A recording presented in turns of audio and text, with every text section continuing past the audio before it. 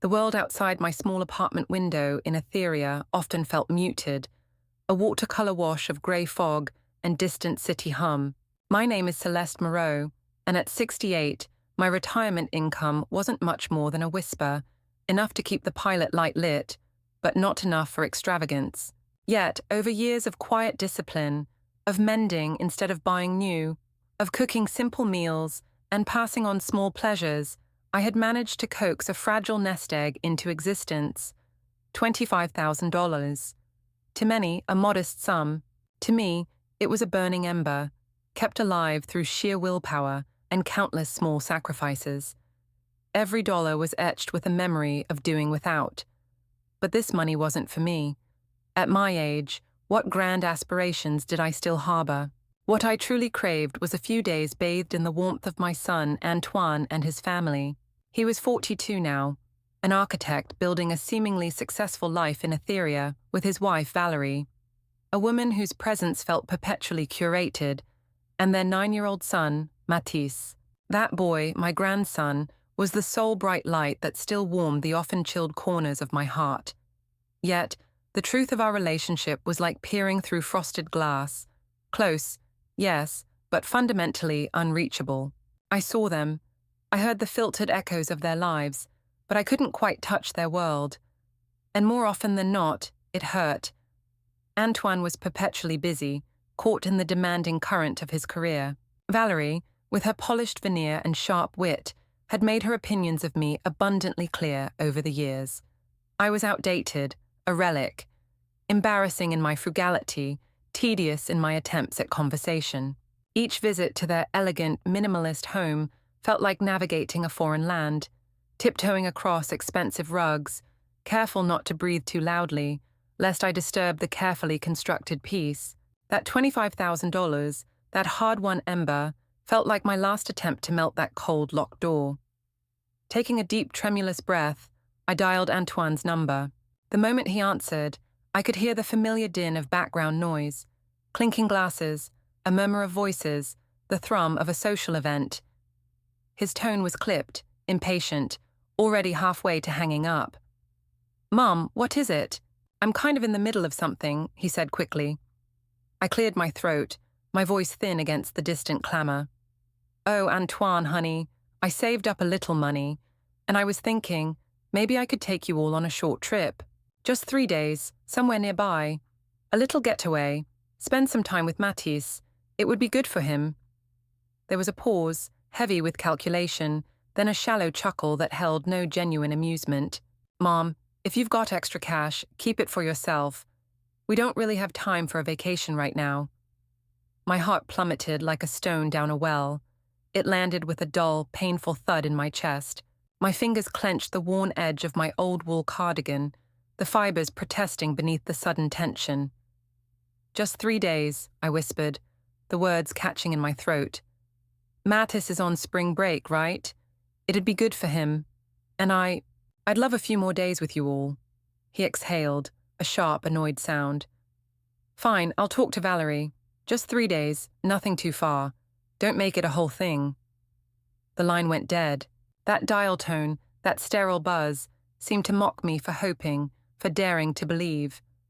You see, I had spent my whole life living for other people, for my husband, for Antoine. And now, the little I had managed to set aside for myself, for my own uncertain future, I wasn't even spending it on me. I was trying to buy 3 days of closeness, of connection. That was the quiet, relentless tragedy of being a certain kind of mother. Even when you know, deep down, that you're not truly wanted, you keep reaching out, keep offering pieces of yourself to the people who've built walls around their hearts. Still, even after that call, I allowed myself a sliver of belief. Maybe, just maybe, this trip could change something.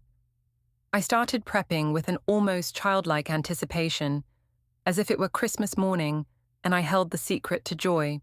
I dug out my nicest coat, the one that still looked halfway presentable, a warm, russet red, and ironed it twice until the fabric was crisp. I went to the grocery store, carefully selecting their favorite snacks, then fretted they weren't healthy enough. So, I made my own lean beef jerky, seasoned with herbs from my tiny windowsill garden, and baked little butter cookies, each one cut into a perfect shape. I packed them neatly into washed and reused glass jars, labeling them with careful script. Every bite felt wrapped in care, in unspoken hope. The day of the trip, I woke before sunrise, the apartment silent and cool.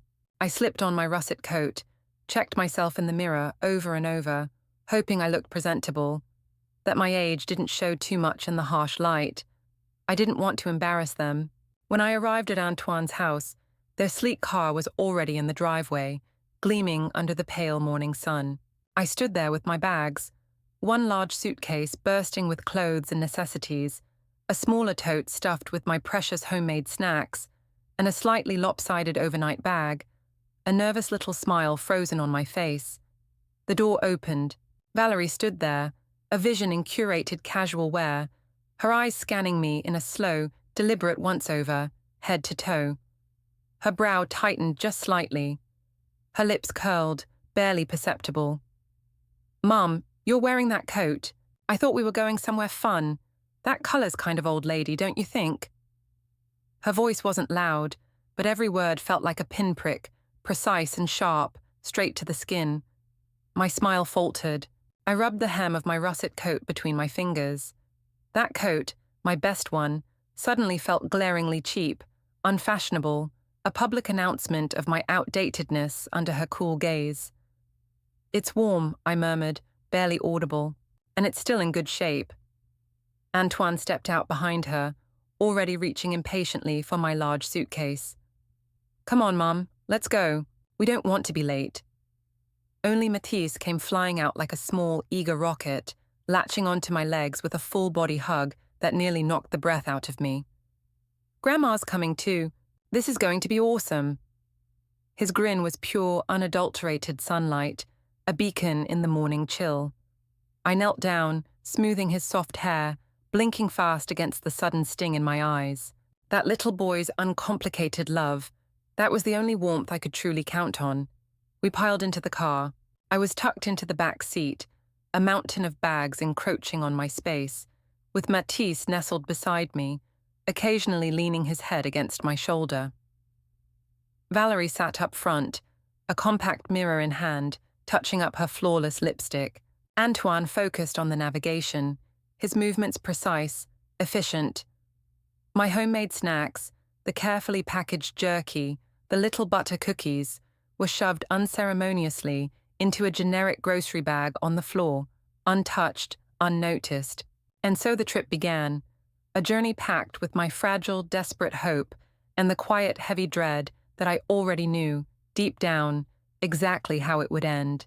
The car was headed south along the coast towards a newly developed glamping and wellness retreat. I had originally suggested we go north to a quiet little mountain village I knew, Oak Haven. Cheaper, peaceful, with crisp air and starry skies, unspoiled by city lights. "Mum, that kind of place is for senior bus tours." Antoine had shut it down immediately, his tone dismissive. "We're going to that new hot springs resort. Mathis loves the water." Valerie had chimed in right away, her voice bright and decisive. "Exactly. We're doing a family trip. Let's do it right.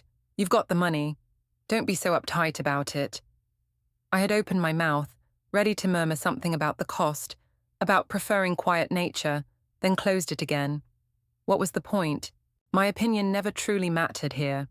What mattered, apparently, was that they were happy, that the money was being spent in a way they deemed worthwhile. When we got to the resort, the sheer scale of it was overwhelming. Manicured lawns stretched towards modern cabins nestled among towering trees. The entrance fee alone made my stomach clench. The prices listed for the various pools, the spa treatments, the dining options, astronomical. Antoine pulled out his phone, already absorbed, and started booking a room. Valerie hovered next to him, her finger tracing options on the screen, filtering by room size, balcony view, Wi-Fi speed, proximity to the main lodge. Not once did either of them turn to ask me what I thought, what I preferred, or even if I was comfortable with the cost. My financial contribution was silently assumed, like a given, an invisible tap they could turn on. I trailed behind them quietly, feeling more like luggage than a person, watching the numbers stack up on the screen. The nightly rate, the resort fees, the taxes, like needles pricking into my chest. This was the money I had scraped together for years, vanishing with a few taps of a finger. We had lunch at a restaurant that looked expensive, even from the polished stone sidewalk. The menu, when I finally held it, confirmed my fears. Prices that made my head spin. I was about to suggest something simple, perhaps just a bowl of soup, something I could pretend to enjoy without contributing too much to the final tally, when Valerie snatched the menu from my hand, her movement swift and decisive. She began ordering for the table without consulting anyone else. A towering seafood platter, the chef's special featuring imported truffles, a bottle of red wine that cost more than my monthly rent. "Mom, don't be such a penny pincher," she said lightly, peeling a perfectly cooked shrimp as she shot me a quick, almost imperceptible glance. "It's a trip. You've got to enjoy it." The table was suddenly laden with food, a vibrant display of colors and rich aromas, but I couldn't taste a thing. Halfway through the meal, Valerie dabbed her mouth delicately with a linen napkin and frowned. "This place is overrated. Nowhere near as good as that spot we went to with the DuPonts last month. Should have skipped this one." Antoine grunted in agreement, his eyes still glued to his phone, scrolling through emails. I sat there, silent, watching them casually critique a table full of expensive dishes I had just paid for. I didn't feel like their mother, their family. I felt like the invisible accountant for the trip, present only to foot the bill. No one said thank you. No one asked if I wanted anything, if I was enjoying the food. I was just there, a walking wallet with a pulse, a credit card holder whose primary function was to enable their lifestyle. The restaurant lights, strategically placed for ambiance, suddenly felt too bright, each one a harsh spotlight exposing me for the fool I was. I was spending everything I had, my last reserves, for people who couldn't even manage a convincing pretense of caring. They ordered the most expensive items on the menu, their voices casual, entitled. I watched the total grow in my mind, a tally of my disappearing savings, but not once did they look my way for input, for approval, or even just a nod. It was as if my purse existed separate from me, as if the money inside was owed to them as a matter of course, but the person carrying it didn't deserve a voice, didn't warrant consideration. The more I gave, the more invisible I became. In the end, all they truly seemed to need from me was a card that swiped. That meal sat like a heavy stone in my stomach. My throat was dry, but it wasn't from lack of water. It was from the hollow feeling swelling inside me, filling the space where hope used to reside. The next day, the plan was to hike a nearby mountain trail. Supposedly, the view at the top is incredible. Totally worth the climb, Valerie had said, her voice bright with anticipation. I used to be spry, quick on my feet. I used to run errands all over town, keep up with Antoine on his bike, carry armfuls of groceries, handle emergencies with a calm efficiency. But time, that relentless architect, is not kind to the body. I started off okay, my breath coming in measured puffs, my legs steady on the incline. But halfway up, my breathing turned shallow and ragged. My legs felt like cinder blocks, each step a leaden effort. Antoine and Valerie had surged ahead with Mathis, their lithe bodies eating up the terrain, leaving me far behind. The distance between us stretched with every minute, widening into an impassable chasm. "Mom, can you move any slower? We're losing daylight here," Antoine's voice rang out, echoing off the rocks like a public scolding, amplified by the mountain air. I flinched as if struck. My pride, already brittle, cracked open under the weight of his impatience. I clenched my teeth and tried to push forward, sweat streaming down my back, soaking my coat, which clung to me, heavy and damp. Valerie stood ahead, arms crossed, tapping her foot with visible annoyance. "Celeste, if you really can't make it, just wait down there. Honestly, you're holding us back," she muttered, loud enough for every word to carry clearly on the thin mountain air. The blow landed squarely in my chest, a dull ache, not sharp like the physical pain in my back from the car accident I'd heard about happening to someone else, but deep and sickeningly familiar. I looked down at my legs. These legs that had once run him to school stood through countless sleepless nights by his crib, worked overtime to help fund his burgeoning business dreams. Now, in their eyes, they were just dead weight, an inconvenience. I didn't argue. I didn't cry. I just kept walking, one small, laborious step at a time, like shedding pieces of my former self with every inch I climbed, leaving them on the dusty trail.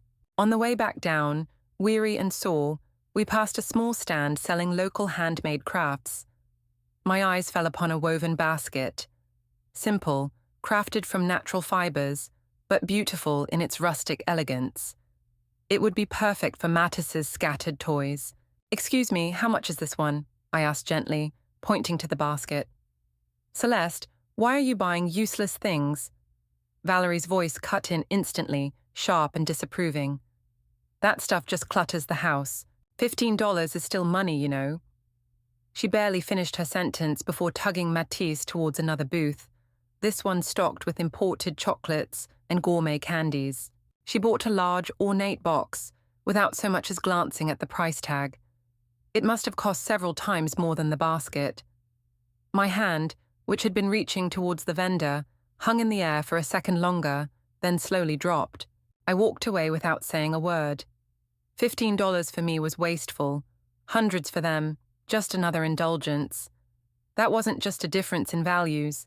It was a canyon carved straight through our hearts, wide and impossible to bridge. That night, what truly broke me wasn't a fight, wasn't a cruel word spoken directly to my face.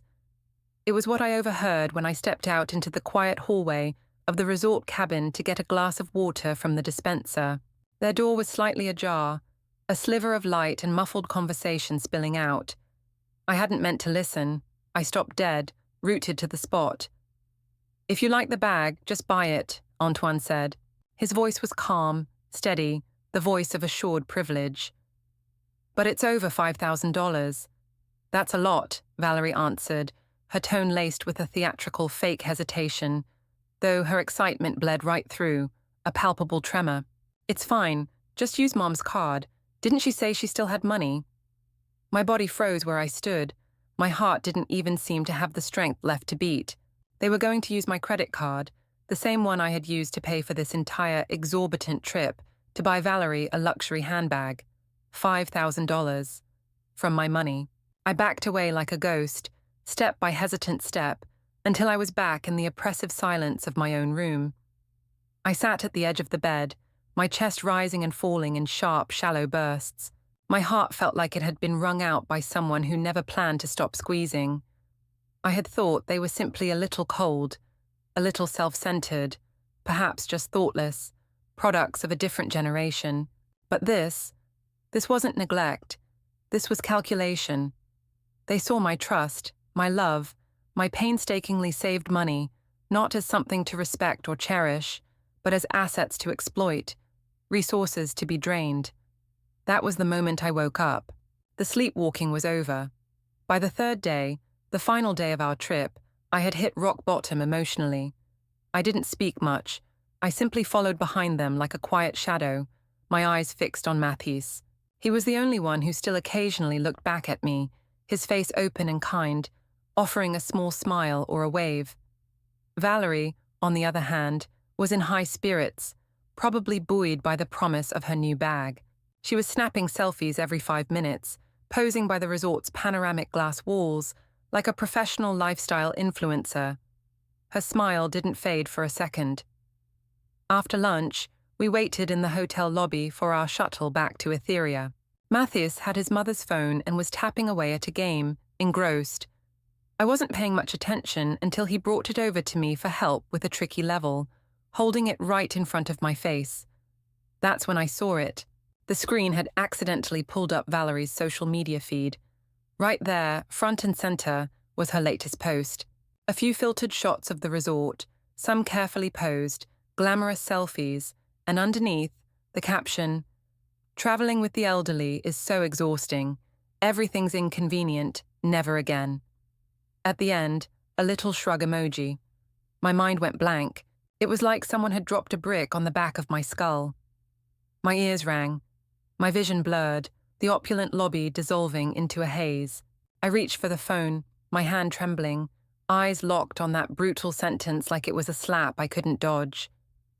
Traveling with the elderly is a burden. Burden. That's what I was to her. Not a woman who had given everything she had for her family. Not a mother who had carefully planned every detail of this trip, who made snacks with aching hands, booked rooms with trembling fingers, who kept her mouth shut and her opinions hidden just to keep the fragile peace. Just a burden, an inconvenience to be complained about online. I stared at the phone until tears clouded the screen, each one burning away a piece of my last hope, my last illusion. I had believed, naively, desperately, that these 3 days might buy me even a flicker of warmth, a shared smile, maybe a memory that felt like love. But all I got was humiliation, publicly displayed and dressed up as family time. I thought my generosity might be seen, that my effort might count for something. Instead, my silence was taken as weakness. My love was mistaken for obligation. In that moment, it hit me with the force of a physical blow. Some kinds of love are just one-sided obsessions. Mine had become worthless in their eyes. That night, after returning home, I closed the front door gently behind me, slipped off my shoes, and locked the world out. I crawled into bed, pulled the blanket over my head, and cried.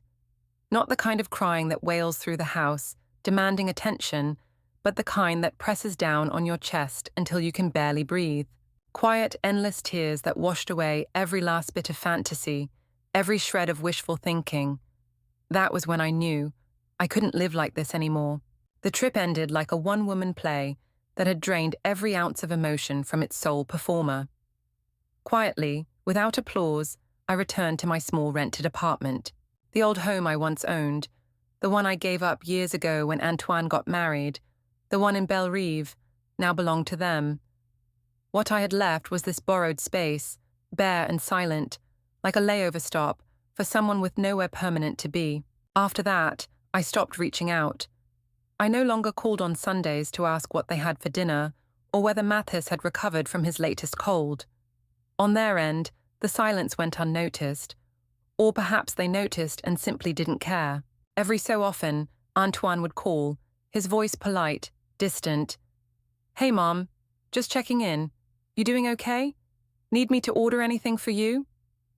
It sounded like he was reading off a mental checklist, fulfilling a perfunctory duty. They stopped inviting me over for Sunday dinners too. That was fine. I found a strange, quiet peace in the stillness. For the first time in years, I really thought about my life. I had spent my entire existence orbiting around others. First my husband, then my son. Now they had their own orbits, their own powerful gravity, pulling them away. And me? I was just drifting in the periphery, still alone. Maybe it was time to stop spinning. Maybe it was time to live for me. I walked over to the mirror and stared at my reflection. The face staring back was tired, yes, etched with the lines of worry and sacrifice. But something else was there too now. A flicker of resolve. 68 years old, and what had I truly done with the last chapters of my life? Was I really just going to fade out?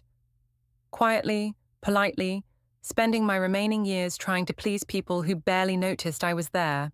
I had given so much and never once learned how to say no, how to set boundaries. Maybe it was time to take the second half of my life and make it mine. Something inside me shifted, subtle at first, like a frozen lake starting to crack beneath the hesitant warmth of the sun. But it moved.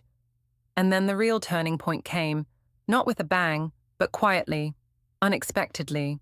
That afternoon, I felt a bit of tightness in my chest. Nothing alarming, but enough to make me think I should stop by the community clinic to get checked and maybe pick up my prescriptions. I reached for my wallet to grab my Medicare card and froze. It wasn't there. My stomach dropped. I rifled through every pocket, every drawer, every old purse. Nothing. Then I paused, trying to remember the last time I used it. Right, my annual checkup months ago. And then, just before our trip, Valerie had said she couldn't find her insurance card. She'd asked to borrow mine, just to take Mathis to urgent care for a cough. Said the clinic would only accept local coverage. She'd said it so casually, as if it were no big deal.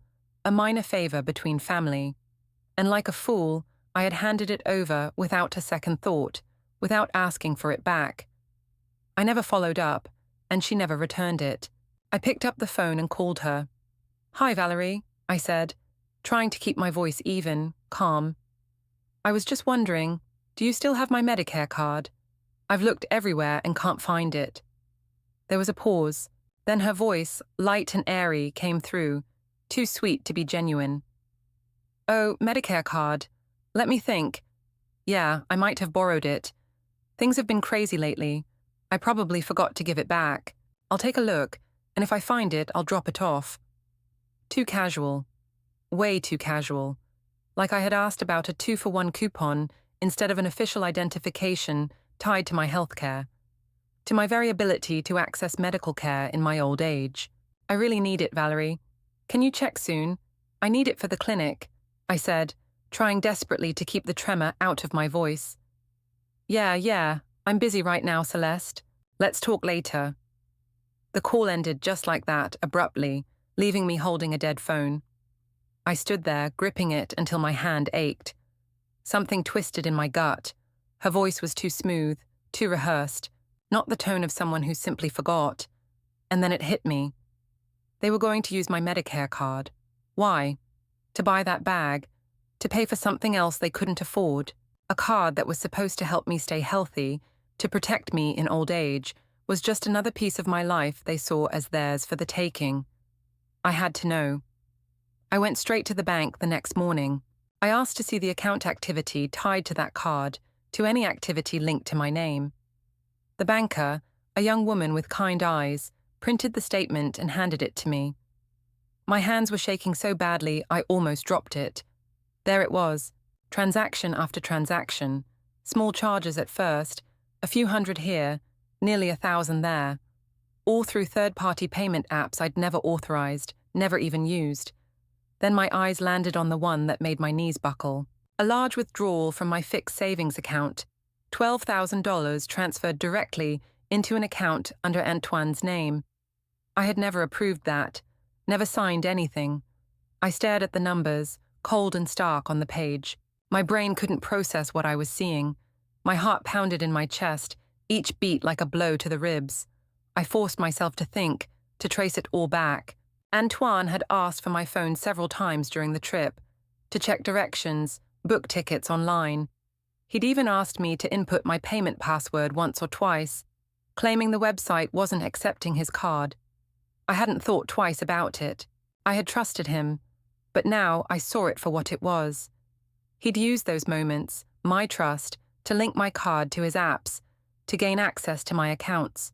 He'd taken what didn't belong to him, my retirement savings, the money I was supposed to live on in the years to come. I felt something volcanic rising inside me. Rage, yes, hot and searing. Betrayal, a cold, sharp pain. And shame. Shame for being so blind, so trusting, so easily exploited by my own child. It scorched my throat and made it hard to breathe. They hadn't just used me. They'd systematically emptied me out. But it wasn't over. The bank teller looked up again, her voice soft, hesitant. "Also, Miss Moreau, there's a credit card under your name opened last year. It's now overdrawn by more than $35,000. The billing address is listed as a residence in suburban Etheria." I didn't need to ask. I knew exactly where that address led, Antoine's house. My knees nearly gave out. When had I ever applied for a credit card? I never even touched credit. I stood there at the counter like my life had been stripped bare, laid open for the world to see. The transaction records lay in front of me, cold and coiled like snakes, wrapping around my lungs, suffocating. Never in my life did I imagine that the money I'd worked so hard to save, the small security I had built, would be drained by the very people I trusted most, the people I loved unconditionally. Not only were they ungrateful, they didn't even seem to think they were doing anything wrong. To them, my existence had one purpose: to be an ATM that never runs out. A resource to be used, not a person to be loved. That may have been the most painful moment in all my 68 years. My vision blurred. The teller was speaking again, her voice a gentle murmur, but I couldn't hear a word, just a distant hum, like I was underwater. I left the bank in a daze. The sun was blazing overhead, the ethereal sky a harsh, bright blue. But I felt cold to my bones, colder than the deepest winter. This had to stop. If I didn't wake up now, truly wake up, there would be nothing left. Not just money, but my very dignity, my independence. I took a deep, ragged breath and, instead of walking home, I turned around. I walked straight back into the bank, pushing through the revolving door with a newfound resolve. "Hi, I'd like to report my Medicare card as lost and freeze all associated accounts," I said to the officer at the customer service desk. My voice was so calm it startled even me.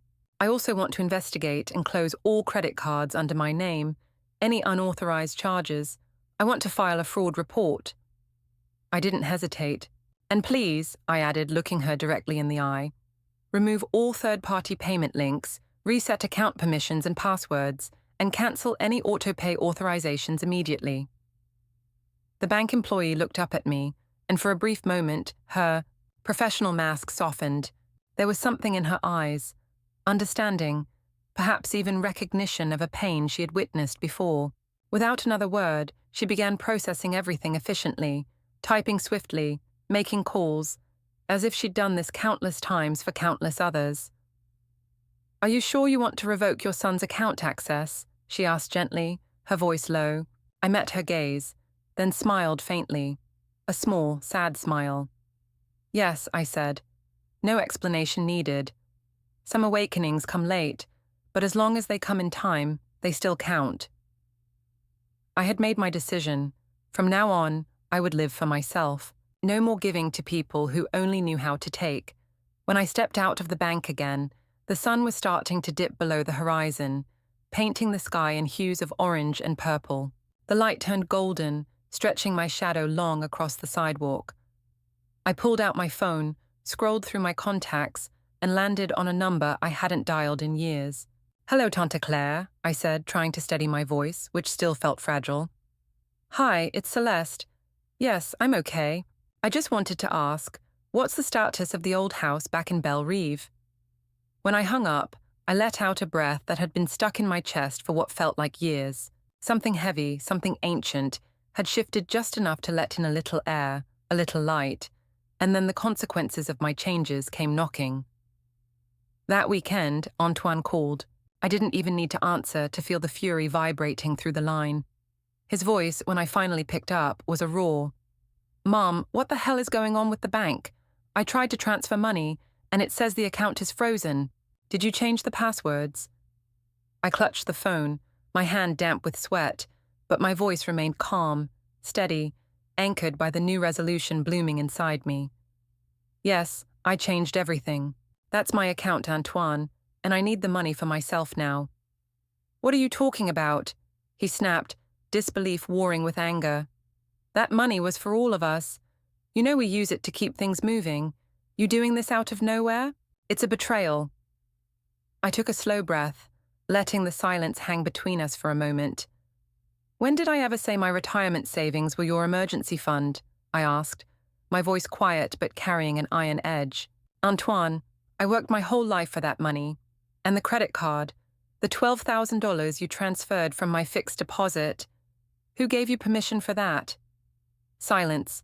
A heavy, stunned silence. I could hear him breathing, trying to process the fact that I knew everything. Then his voice came back, louder, angrier, more defensive, a cornered animal. "Mom, you've changed. Since when did you become so stingy? Families are supposed to share. What's yours is mine. I helped you open that credit card to build your score. You should be thanking me." "Thank you," I let out a humorless laugh. "You opened it in my name, maxed it out, lied, and stole from me. And you think I should thank you? I didn't survive all these years to be used by my own child." There was a pause, then the explosion of fury from Antoine. "Fine, be alone. Don't expect another word from me." And he hung up. The line went dead, but I felt calmer than ever. His anger no longer stung. I understood now. When family shows up only when there's money involved, it's not love, it's a transaction. And I was done being the one who pays. I started planning my exit. I packed my important documents, deeds, birth certificate, bank records, into a file pouch, opened a new savings account, and moved most of my funds. I called my nephew, Remy, to help fix up my old house, a small investment in my freedom. I was finally steady. But then, Valerie called. Her sweetness felt wrong. "Mum, are you free this weekend? I bought your favorite cut of meat." I refused, feeling her insincerity. Then, just 2 days later, the unthinkable happened. My important documents were gone. I called Antoine. He denied taking them, dismissing me as forgetful. But something felt off. Then my neighbor, Madame Dubois, revealed she'd seen Antoine with a dark folder, acting suspiciously. The truth hit me like a blow. He had stolen my papers. I immediately took action, reported the theft to the police, froze my property, and contacted a fraud lawyer. I started replacing documents and filed an emergency freeze on my house to protect it. I was done being their target. My mission was clear: protect myself and take control. By sunrise, I was at the police precinct, filing my case. By the end of the week, I had taken every step to secure my future. I packed my things, leaving behind the life I had with them. I couldn't stay and be their ATM any longer. When I locked the door of my apartment for the last time, I felt peace. It wasn't despair, it was freedom. I had chosen to live on my own terms, no longer bound by their manipulation. The train ticket in my hand felt heavy with new hope. I was stepping away from their orbit,